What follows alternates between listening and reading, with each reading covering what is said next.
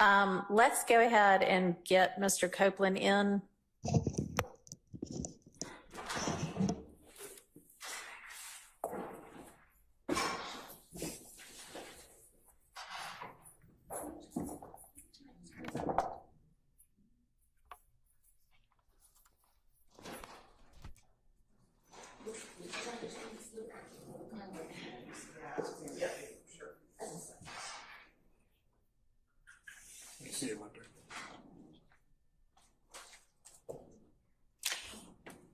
All right. Hello again, Mr. Copeland.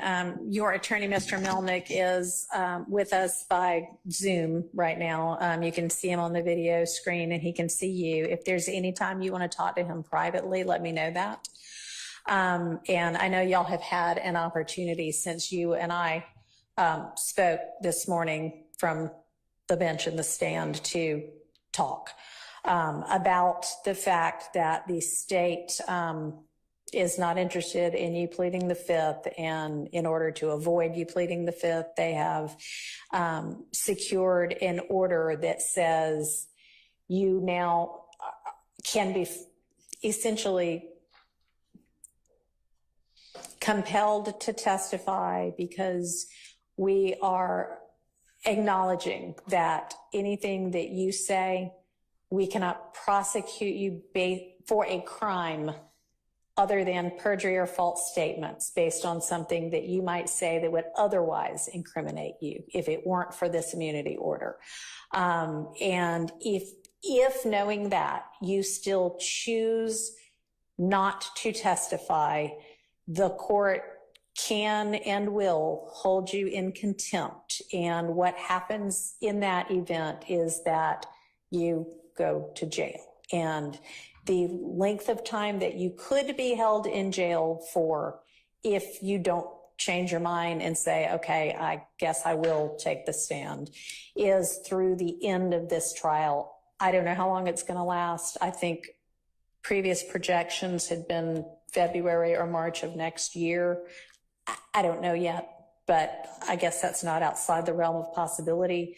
But it would only be through the end of this trial. It would not be through the end of whomever else might be severed from this case and tried later.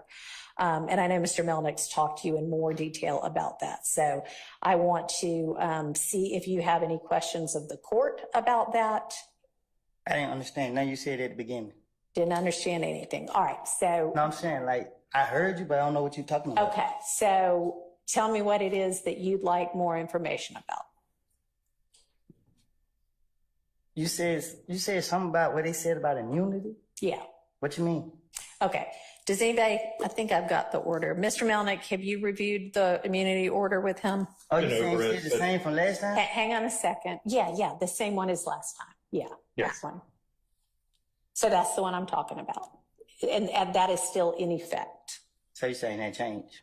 It has not changed. All right. So what has changed is, it's my opinion that I cannot hold you in jail if you refuse to testify beyond the end of this trial. I think you had maybe been told something different earlier, and I don't think that is So I ain't got to wait till every defendant that's not here. Correct. But you would, if you choose not to testify despite this order, you would potentially be held in jail through the end of this trial, which might be February of next year, might be March of next year. I really don't know. It ends when it ends. And the state has 100 more witnesses, and I don't know, any defendant might also have witnesses. So it could take a while, but that would be the end of it, would be the end of this trial. Okay. So do you have any other questions? Okay. And do you want to talk to Mr. Melnick any more about this particular issue? No. All right. So I'm going to ask you right now, because I'm planning to have the jury back on Monday. And I am going to tell them, we would essentially start over, because I want you to have a voluntary, to an extent, choice and knowing choice whether to take the stand and be questioned and cross-examined or not, knowing that if you do, other than if you lie, as Mr. Melnick's discussed with you, and it's something the state knows and can prove, they could charge you with perjury or false statements, but they can't, if you incriminate yourself about another kind of crime, they cannot use that to charge you with a crime. And they can't say, Well, can I speak? you can, I yeah, have if you told have the a, state. huh? I have told the state I have lied and lied and lied and lied. I know. And So how are they gonna be able to question me? I mean, that'll be their problem. That's their case to make or not make. I mean, that's not for you or me to worry about. So They said they're gonna be able to charge me if I lie. Like when it's up to them to choose when I'm lying. not prior. You've said you've lied and lied and lied in every, I don't know what you've said, but let's even say you've said you lied in every statement you ever gave to the police. If you get on the stand and say that again, or if you say, all right, this one was the truth, that one they cannot charge you with perjury for, because those are things in the past. What they might be able to charge you with is, I don't know, I mean, give me an example of something that you know he didn't do, and well, maybe not, never mind, don't do that. Can I give you an example for what they told me? Yeah, yes, and then I'll see whether that's what I think or not, yes. So she said that the only reason she won't lock me up, I just want to know if it still applies. Okay. She said if I do two things, if I plead the fifth and I say that I killed Donovan Thomas. Okay. She said if I don't say them two, she will not lock me up. All right, what was the first one? Pleading the fifth. Say it again. Taking the fifth, Judge. Taking the fifth, okay, right. And you can no longer, so taking the fifth means I might say something that gets me in criminal trouble. I might give you evidence against me that you could then use against me. That's what it means to take the fifth, is say, I am not going to give you evidence to use against me to charge me. When they give you that immunity order, immune just basically means we can't do this anymore. It's like if you get an immunization, oh, I'm not going to get the measles now, right? Because I'm immune from it. Because it's like getting you a shot that says, I can admit to a crime on the stand, they can't charge me with it. They have said you no longer have a privilege against self-incrimination because we have committed to not being able to prosecute you, not being able to bring criminal charges against you because of what you say. We cannot take that evidence and use it against you. We can't take that evidence. If you say, well, I committed some crime. Here's what I committed it with. I buried it in the yard. They can't go dig it up in the yard and then say, well, we've got this. They can't use any of that.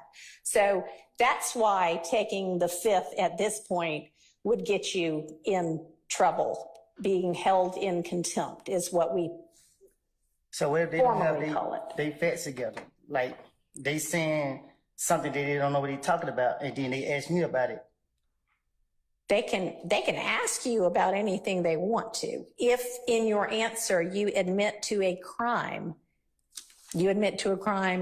they cannot charge you with that crime. Now, if you admit to a crime and they have evidence that is pretty certain that you did not commit that crime. For instance, somebody gets robbed yesterday and they have proof that you were in Europe yesterday. There's no way you could have committed that crime, but you say, yeah, I committed that crime yesterday. That was here in Atlanta when they know you were in Europe and they got video of you in Europe and you sent a postcard that said, I'm having fun in Europe. That would be proof that you're lying. And so that they could charge you with perjury for, okay? Or false statements for. Okay. Okay? So what I want to know from you is when we have the jury back on Monday and you're still under subpoena, so you're still obligated to come, and I'm asking you now, when they're like, all right, we're calling Kenneth Copeland, are you going to say, okay, ask me what you want to ask me. I'll tell you whatever I'm going to tell you. Or are you going to say, nope, I don't care if you throw me in jail. I'm not saying a word. I am not getting on the stand. It depends on how I wake up. Okay. All right. Well, then we will just revisit it on Monday morning. So plan to be here at 8:45 on Monday morning. You're free to go for now.